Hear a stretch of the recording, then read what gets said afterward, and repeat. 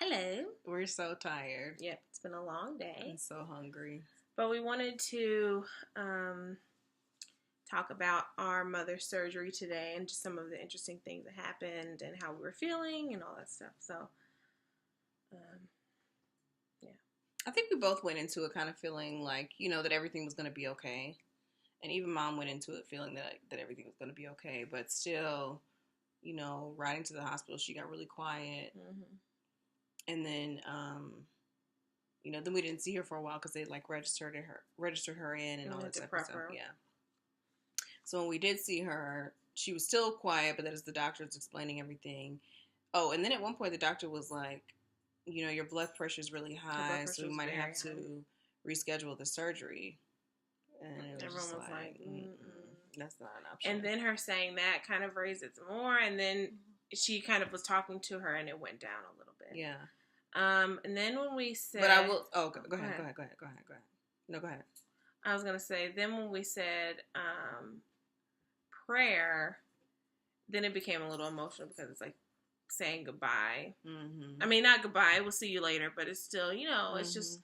It's a little nerve-wracking because it's a long surgery, and they did tell us that that the nurses would be like in and out to give us updates, but we didn't know really the frequency of that, so it was still kind of like, okay, well, we're not going to see her or really know what's going on for a long time. Yeah, so it was a lot of tears. Like our aunts were there, Aunt Pauline, Aunt Myra were there, and Leonora was there. Mm-hmm. My mom's niece and our cousin. Mm-hmm. So, it's just emotional, a lot of tears, and I know when I kissed Mom goodbye, I was like, well, it's like, Mom, you're gonna be okay, and I was like, well, you have to believe it. I heard you say that. And she was like, I do. Mm-hmm. Still crying. Yeah, and then after it was really, so she got her surgery done at St. Vincent. I just really, really, really love that hospital because the one in Carmel. Yeah, because everything is just very well thought out. Like after she left, there was a card on her table that was basically a prayer about anxiety and, ridding yourself of that and praying that God removes that for the patient and their family. Yeah. So that was really, really nice to see. Great. That's our mom's dog growling, if you guys heard that. Anyway, so that was really nice. And then afterwards we went to another building to wait for her. And we were all really, really tired because we had to be at the hospital at 6 a.m. So we left at 5:35. But anyway, so we were really tired. They didn't start the surgery until about 8:15. And then they were done. The plastic surgeon, well, let me backtrack. So the nurses came out. He keeps putting his toys on my foot. Mm-hmm. The nurses came out a couple times to let us know, okay, well, we started the surgery at this time. She took to the anesthesia well and whatever. Then came out again saying, surgery's still going well. And then the third time, the surgeon who did the mastectomy, Dr. Giblin came out and told us that, Mom did really well and her part was over. Her part was done. The mastectomy part. And she's just really great, like great bedside manner, very personable. Gave my dad a hug, just was really, really nice. And then we waited a little bit more. We had some lunch. And then... which I want to say, like, the black people at St. Vincent were, like, definitely, like... There was this one woman... who worked... What did she work? Did she say she worked in radiology? I don't know, but she came in and she saw, myself, my sister, my dad, and my cousin sitting there, and she was like, if you need anything, you four. And there was, like, another woman in the waiting room. She didn't say you four, but she said, if you... And did, like, trace the lines of where we were sitting. Like, just y'all. If y'all need you something. guys need help. Yeah, we weren't She was not even in the same department of what Mom's surgery was. We weren't in that waiting room by ourselves. Yeah, so it was really nice. And then, when we went to go get lunch, I went to go check out, and rang it up, and she was like, oh, it's 12 something, and then she's like, but I'm gonna give you a little discount. And then so she gave me a discount. I didn't know how much it was, but I knew there was a discount. It was basically like $2. Right. And then when I went to the register, she was like, oh, I just figured you were with her, so I'll give you a discount too. I was like, okay, girl, thank you so much. Just so nice. Yeah. So then after lunch, it was maybe like a little less than an hour that we were waiting to hear back. And then that's when the surgeon who did the reconstruction or the fake yiddies came and told us that everything went well and that she was going up to recovery and we should be able to see her in like an hour. Mm-hmm. So we waited a little less than an hour and went to go up to her room and she wasn't there yet. Sorry. Girl, I don't care. But we waited in the room for her. She wasn't in there yet. And then Pauline and Amira came back. Yo, that is so funny because we were waiting and no one was saying anything to us. No one knew like what time she was coming up there. That was like, somebody's going to have to say something eventually because all these people sitting in the room and no one said anything. So they came, and then shortly after Amira and Pauline came back, then they brought Mom in, and they said she was talking in the elevator, but by the time she got to the room, she was asleep. Which is, I mean, she would do that if she wasn't under anesthesia. Yeah, our mom like would literally fall asleep in the middle of a sentence. Yeah. So when she first woke up, she was like crying. Yeah. And well, actually, no, she was in her sleep and she was crying, and then we woke her up because she does that normally, like at home. She was like, and so we were like, "Hey, Mom!" Like, Mom, and Dad was like, "Carol," you know, we were all like trying to wake her up, and then she woke up. She said that she saw. She said, "No." When she first woke up, she said, "I want my mom." Oh yeah, she said, "I want my mom," and we were like, "Oh God!" Ooh. Like, and the nurse asked, she was like, "Did your mother talking to my mom, and then really her sisters, like, did your mom just recently pass away?" And we're like, "No, it's been 13 years." She said she wanted her mom like twice, like crying, and then she kind of fell back to sleep, and then she was crying again in her sleep. So we woke her up, and she was like, "I saw Mommy." And we were like, "Oh, you did? You know what?" And she said no, but I started crying immediately when she said I saw Mommy. Yeah. Oh, okay. Everyone was crying because we did not expect that at all. Yeah.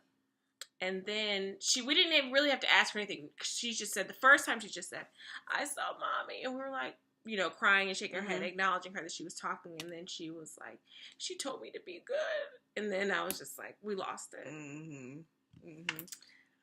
But it's just. And Leonora really lost it. Girl, poor Leonora. Who was named after my grandmother, who never got to meet her. My grandmother died 2 days after she was born. Or a few days, not 2 days. A few days after she was born. So. Yeah. So, but I was just so, even in the car ride home, I was just like, our grandmother is the realist.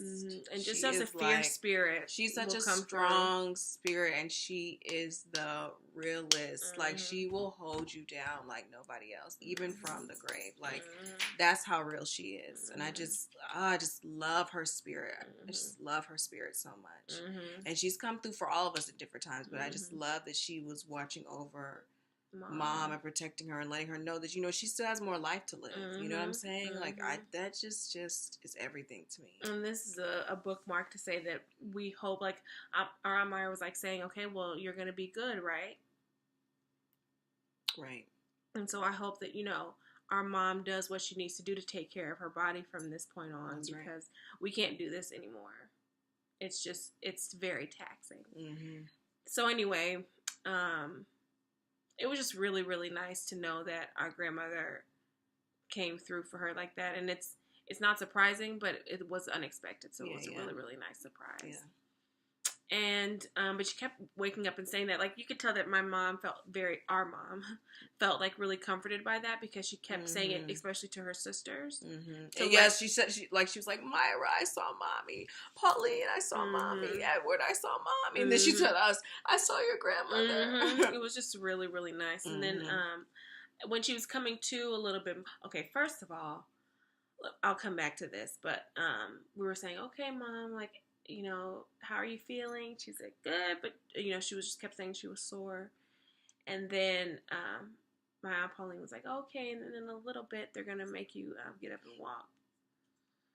What for? Right. Completely popped out of the anesthesia, like.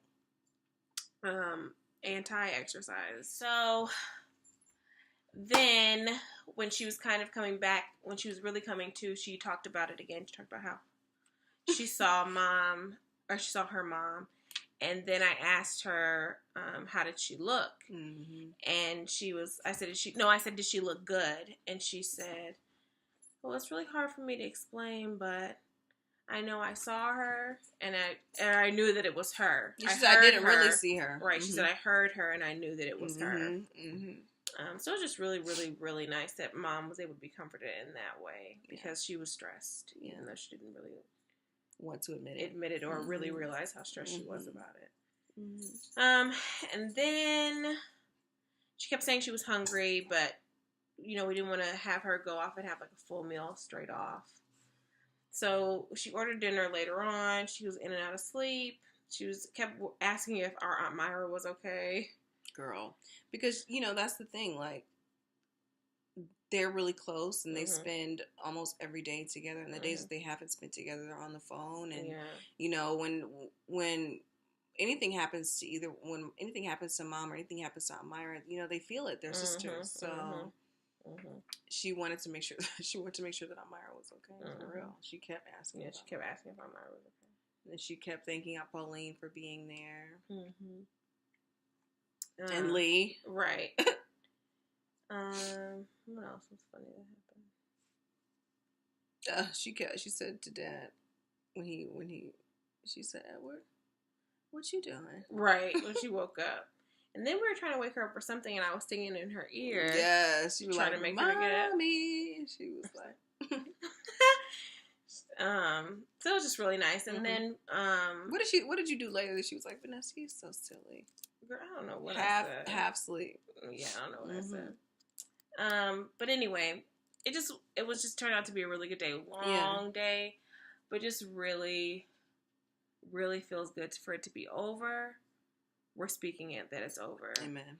And that it just reminded us also, I kept thinking about all day. I kept thinking about the sermon that our pastor, yes, I'm so glad you brought that up. I know I meant to say that. I was going to say that and preached about. Forgot. And I can't remember the chapter or the verse, but it was about when there was the boy who was possessed with demons. And everyone had been praying over this boy, and with no results. Like the apostles were praying over him.